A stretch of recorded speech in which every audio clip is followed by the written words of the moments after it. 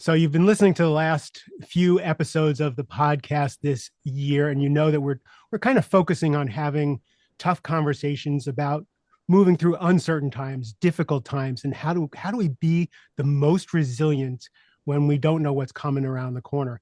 And when my next guest and I talked about him being on the show, we had that specific discussion.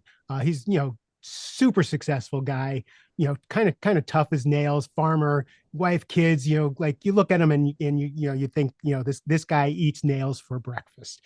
But when you read his book and you learn the journey that he's been on as an entrepreneur, from idea to success to things not going the way he wanted and really not going the way he wanted, and that internal battle of just doing everything you can to be a success and it's just not going to go your way. How do you deal with that? So I asked Gregory Vetter, who's going to be on the, I'll let him talk in a little bit, to be on the podcast. I said, would you mind if we focused mostly on, what you did when things went wrong, what was going on inside, and how you pulled yourself out to make this something that was a positive rather than a negative. Officially, Gregory Vetter is a trailblazing entrepreneur who turned a family recipe into Tessa Mae's, the #1 organic salad dressing brand in the US, and pioneered clean food manufacturing. Building on that success, Gregory co-founded Alta Fresh Foods and several other brands. He also launched homegrown brand accelerator to help others build the next great American brand. He also authored the book that we're going to be talking about, Undressed, the unfiltered story of my failed American dream and how it led to success. Greg, thanks for being on the show. Yep, happy to be here. Thanks for having me. Yeah, I hope I set this up well, because your entrepreneurship story is kind of inspiring, because you go into like every learning and every detail on how to build a company, and it's really useful. So I appreciate you agreeing to have this focus with me. If you could, would you be willing to give us kind of the Reader's Digest version of your story, your origin story here? Yeah. So briefly, I was selling insurance. I didn't want to do that anymore. I would go home and I would stand on my head waiting for an epiphany. One didn't really come from standing on my head. Went downstairs. Salad dressing that my mom made for me was missing. I tracked the guy down. Someone had broken into my house and stolen it. I decided if a man was going to steal another man's salad dressing, I was going to start a salad dressing company. Uh, Cold called my way into a grocery store. We ended up setting a national sales record at our launch. We then grew that to be the #1 organic salad dressing brand in the country. We started manufacturing plants. Uh, we were Inc. Magazine's Entrepreneurs of the Year. And then we started having some investor infighting. Everything just started to unravel. We were in multiple lawsuits with multiple people, and I always said we were playing 3D chess in outer space. And then and then everything we were once valued at between 300 and 500 million dollars, and then we were basically worth nothing, and we handed it away to a private equity group for $4.5 million. And so in all of those reflections, I started trying to figure out what had I learned during that 15-year journey, good, bad, and different. What could I do with those experiences? And so my kind of fundamental belief of leadership is leave things better than when you found them and lead by example. Hmm. And so this is my attempt in doing that. Nice. So this was a family business. You had your brothers working with you. Yeah, initially I started it um, with my wife and my mom. And then they kind of were like, let us know if it works. And then once I proved out that it could work, my middle brother came on board. My youngest brother was in college still. Then he came on board. And then everybody was involved. So like, to say that this was in your blood and just kind of your DNA is, like your identity was absolutely wrapped up in Tessa Mae. Identity, ego, chance to change our stars, my dad's house, my house, like every aspect of our lives was tied into making this work. When you brought in investors and people like that, what were you think, what was your view of business and the people that you were bringing in? Like, I know what happens later, but when you started this, what did you think of those people? Initially, I was kind of really excited that people cared. Um, we were 3 years ahead of the clean eating movement. So when we were pitching this to people, they were saying that organic's a trend. It's never going to work. Nobody's going to pay for it. It's crazy. So when people started going, no, this is special. This dressing has legs. It's a lifestyle brand. It's a disruptor. They're using all the kind of ego fancy terms. You're like, oh, really? Okay. Well, maybe we are these things. Maybe this is going to work. And so initially, you're just very excited that somebody else sees what you have been screaming from the rooftops. Um, and so those were the initial feelings to the investor So you groups. felt like you had teammates and people who believed in what you were doing. 100%. So 100%. when people turned on you, like, what was that like? It was horrible. And it was horrible because we didn't partner with any giant PE groups. These were people that knew my family, and these were people that I had been to their homes. And these were people that you saw on a regular basis.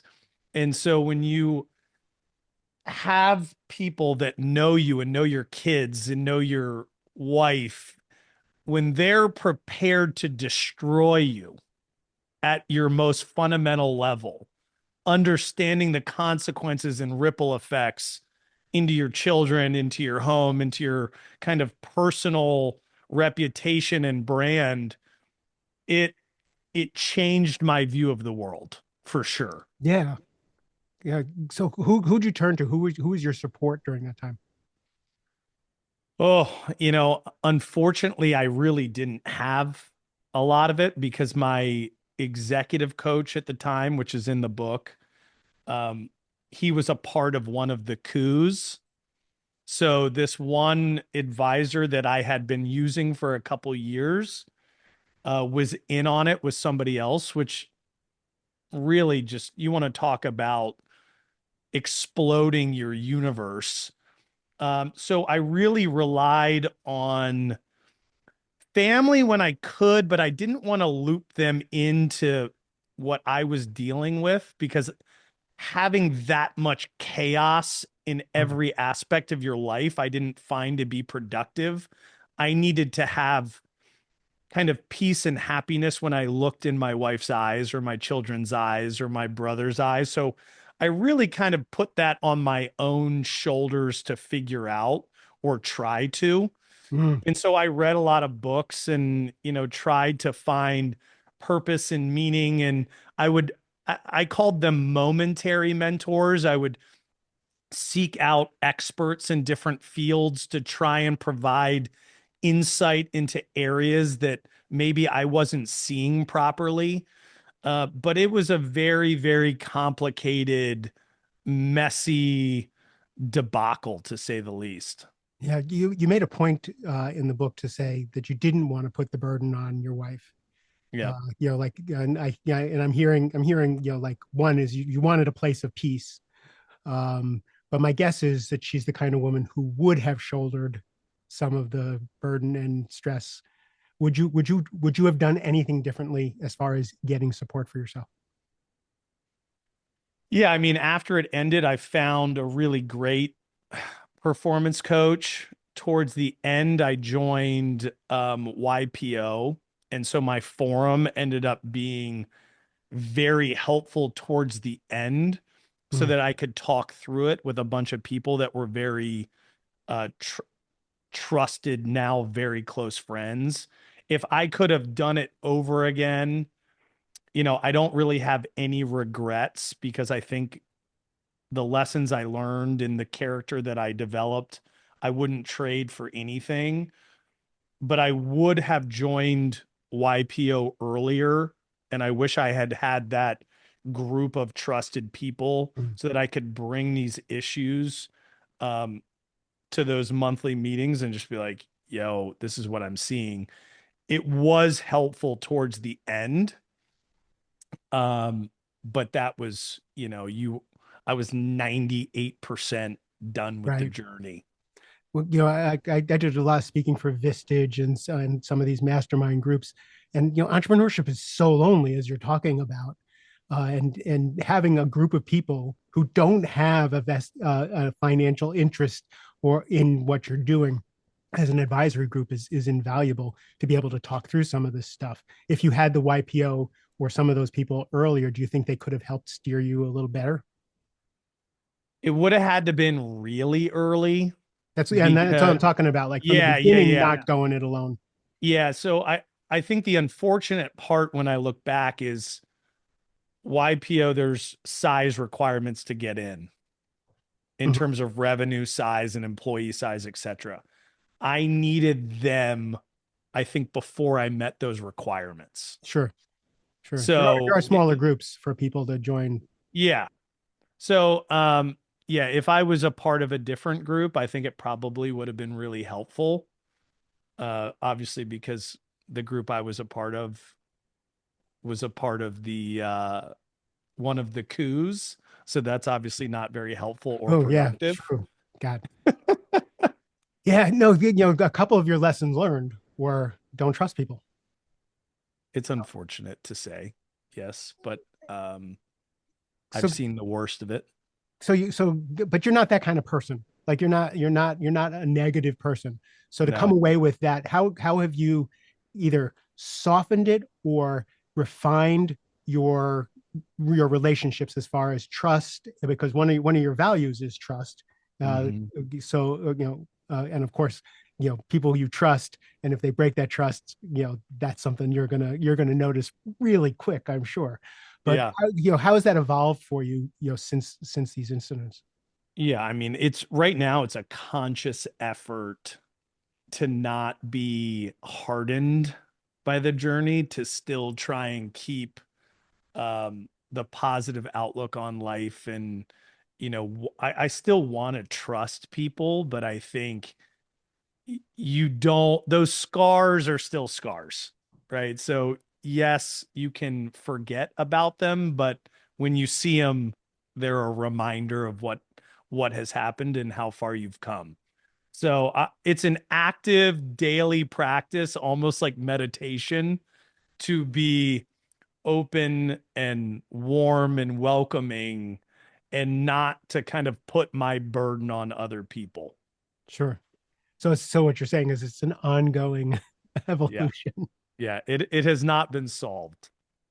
So so we were talking before I turned on the mic. Like I kind of see you as a super achiever guy, and you talked about bankruptcy going, chapter 11, which so many businesses go through. Like it's there for a reason, and what that did to your self-esteem and self-worth and how you saw that. Talk about what's it like to be, this guy who will push any rock up a hill, and then it's just not working.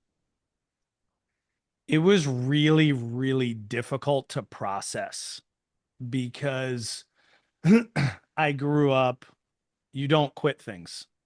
You don't quit them. It doesn't matter. You fight, you find a way, you solve a problem, you do what needs to be done. And so pulling that card at the time felt like I was quitting or Mhm. I had given up. But also at the same point, we had been beating our heads against the wall for 2 straight years with lawyers and professional negotiators to try and bring people to the table to find a fair output for all the different investors so that everybody could benefit from the process. And so going through that process, my goal at the time was still to get the best possible outcome for everybody. And it seemed like it was the best possible route after 2 years of making no progress whatsoever. Now, at the end, as I look back, it obviously gave everybody nothing.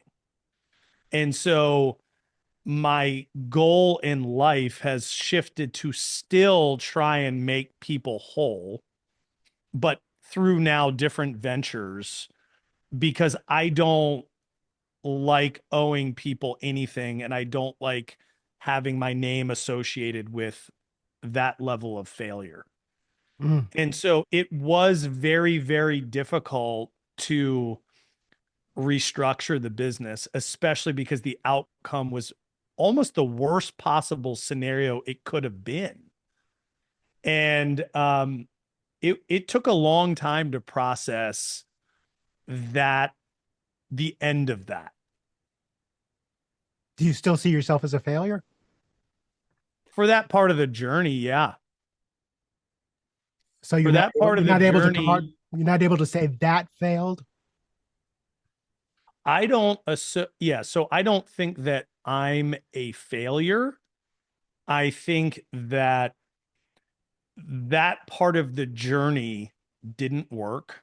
Good. I did everything that I could. I regrouped, and I'm still in pursuit of the goal. And, but at the end of the day, I played college and professional sports. Like, you either win or you lose, right? So my career's still going, but I lost those games. I lost Sure. that season. That season did not work. And so, yeah, I mean, Giannis is going to end up being in the Hall of Fame, and he's a wonderful athlete, but he doesn't win the championship every single year.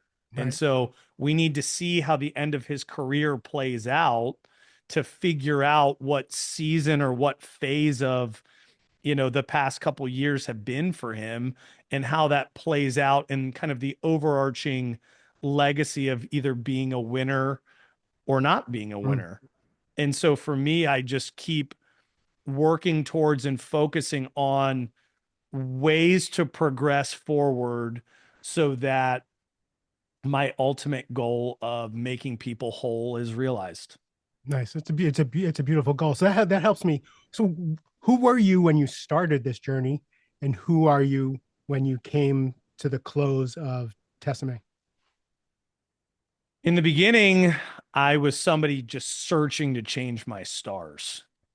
I'm a public school boy. My dad's he's from Ohio. He was in nonprofit work. My mom was a stay-at-home mom and Pilates teacher. And so I didn't really have an understanding of how I could potentially Mm. change my stars. So I was on a mission from God to do that, almost willing to pay any price.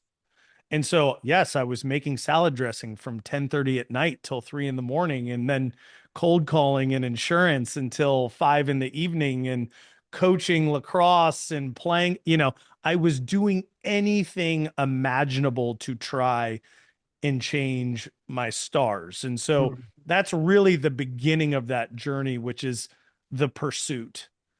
And then at the end, I ended with a different understanding of what the pursuit actually was. I thought it was the pursuit of, quote unquote, the American dream or accomplishing a goal. What I realized is that that wasn't what the pursuit was. The pursuit and the goal was character development, of becoming the man that I set out to be.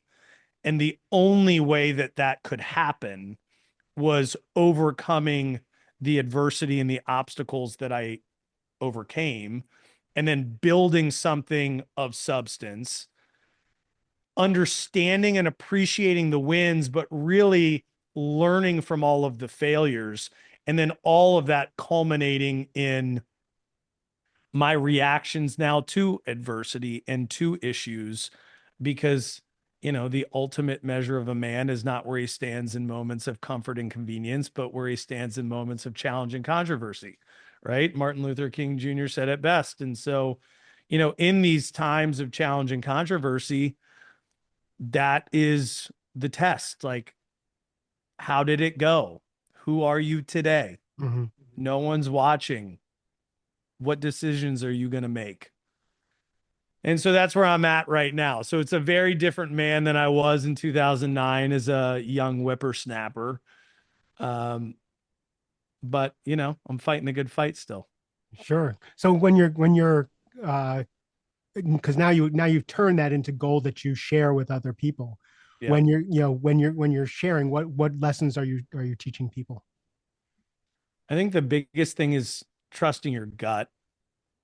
If I really go back and I look at some of the epic, horrible moments that then later on, a year or 2 years later, transpired into something that ended up being my demise, my gut was going off like a fire Hmm. alarm, and my brain rationalized it, and my heart wanted it to work, and my gut knew that it was not correct.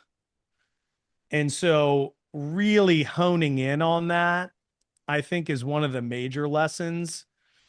And then the other, major lessons, just the pursuit of knowledge and perspective. The greatest thing I think I did in the really hard times, I was just reading interesting books of historical figures that had done actual hard stuff, Like what right? books? Like Not what books? the rise of Teddy Roosevelt. I read a lot of Stoic philosophy. I read a bunch on Admiral James Stockdale and his whole um, horrible encounter as a prisoner of war. So, I was getting into some heavy historical information to ground myself in perspective, to put my salad dressing problems into That's brilliant. perspective, which was actually very helpful. That's brilliant. So, even some of our worst problems aren't actually problems if you really, we're able to pull out and think about it. Right. Brilliant. So let's talk about practices and things you do to shore up the human being to be able to go through these trials and tribulations. What Yeah. what what are the things that you think people need to have in their lives in order to be resilient when things are uncertain or tough? A really great morning routine that got me through it. Um, Understanding what your body's natural reaction to stress is. So every morning I wake up at 4, I write, I read, I meditate, I do breath work, I get into an ice bath, which I don't ever want to do. They're so horrible. I get into a sauna, I wake my kids, so I have this kind of morning routine that grounds me. And then I also do really hard stuff in the morning to almost dull my sword. I know a lot of people need to sharpen their sword. I need to dull mine a little bit so that my emotional reactions are in check. Tell me more about that. I think I wake up ready to go. I'm very aggressive and sharp and ready to attack. And I need to dull it down. I need to almost, that's why I think I work out so hard, because it Yeah. fatigues me out enough where when really stressful things come my way emotionally or from a problem solving perspective, I'm able to take kind of a much more methodical, well balanced approach. And so understanding what your natural reactions to stress are so that you can put a plan in place. Now, if your natural reactions to stress are like, whatever, man, it's all good, maybe you need to be sharpening your sword in the morning. Right. But for me, I need to dull it down a little bit. Yeah, my best friend was just talking about this last week. He wakes up, his body is always vibrating with energy, and he's just on. And his morning is bringing himself back down to grounded and centered, and so he can. So I didn't think of it as dulling him down, but kind of the same thing, just kind of bringing all that energy to a useful Yeah. level. Yeah. Really. I'm the opposite. I wake up Eeyore, always have every morning. I hate life. I don't want to get up, and I get up at 5:15 every morning, head to my meditation cushion with my coffee because the coffee meditation is the best thing. And journal and I spend 2 hours exercising everything to sharpen my Yeah. saw to become the person I need to be because I'm not. I'm naturally the opposite. Yeah. So what you're saying is a morning routine is whatever you need in order to show up the person that you want to show up. 100%. And that allowed me to go through all the stress and endure all the pain because I could get it all out in the morning. I could journal it all out. I could meditate it all out. I could pray it all out. I could read it all out. I could you stand at a freaking 39-degree ice bath with jet streams at 4:45 in the morning. Like, you get in that sucker, you can do some hard stuff that day. Right. Because I don't know, when you see people on YouTube and they're just like, getting in an ice bath is so easy and chill, and they're like relaxing and No, drinking coffee. I'm like, no, I've been doing this for years and it's horrible every single day. I keep thinking you and I are not a lot alike, but I get up and after my workout, I lay down on a bed of kind of nails, kind of Oh, thing. nice. Like because I can't get into an ice bath because I'm old and I don't know that I'll get out. So I lay on this thing and I fall asleep on it. At first, it's like horrible, and then Yeah, it just chills me. Yeah, like it just makes my whole nervous system kind of like what you do with the ice bath, and then all of a sudden I'm good. So that's awesome. again, you like just because you see these people jumping in ice baths, that doesn't have like you find your own way Yeah. to deal with your nervous system. Well, and That's again, it's the muscle. It's the muscle of, I don't want to do this, but I need to have control over my mind mm, and I need a little win today. And this is the hardest thing I can think of to give me this sense of accomplishment so that the rest of the day is pretty easy in the grand scheme of things. Now, some days it comes your way and it's not easy. And I've had a couple of those days recently where I could live in freezing cold ice water and it wouldn't make these days freaking any easier. I'll tell you that much. But the process of building out that muscle, I think, is mm, really important. beautiful, beautiful.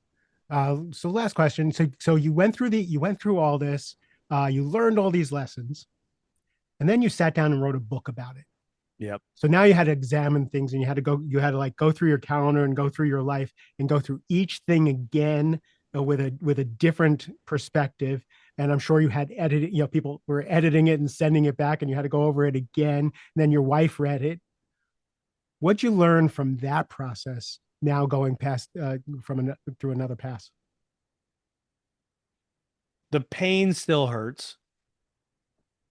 So writing those moments still gave me anxiety. Thinking back on it still, the emotional part still almost brought me to tears. Mm, I can read passages now and I'll get choked up just reading them out loud because it's still very difficult. But I think the most interesting part was the lessons learned are still universal. I've been applying them to the other businesses that I'm in. They still work. They're still unbelievably helpful. I still look back and wish I had had that book while I was building this thing so mm. that I could go, oh, wow, I'm having some investor issues. Like, what should I be looking for right now? Um, and so I would just say the overarching process of trying to take that experience and use it for good Mm. made me feel better about the pain and suffering. It made me feel like I could utilize it for the common good. And I think that part allowed me to process and metabolize that journey better. I think the dramatic uh back back setting of this story for the book drives home each of the points even further, because I've read so many books for this podcast, and people's journeys, and I found a lot of this was visceral. You'd read something and then you'd read your learning and you're like, no, no shit. Right. I learned that. So that I really commend you. It's a really good book, really well done, and you should be really successful with it. And you're going to change a lot of lives with it. Thank you. If people want to find out more about you, where will they find you? GregoryVetter.com. And then I'm on social media again for the first time in 7 years. So Instagram, GL Vetter, and then I'm on LinkedIn. Okay, we're going to put all those links in the show notes so people can find you. So I appreciate Yep. it. Last question for you.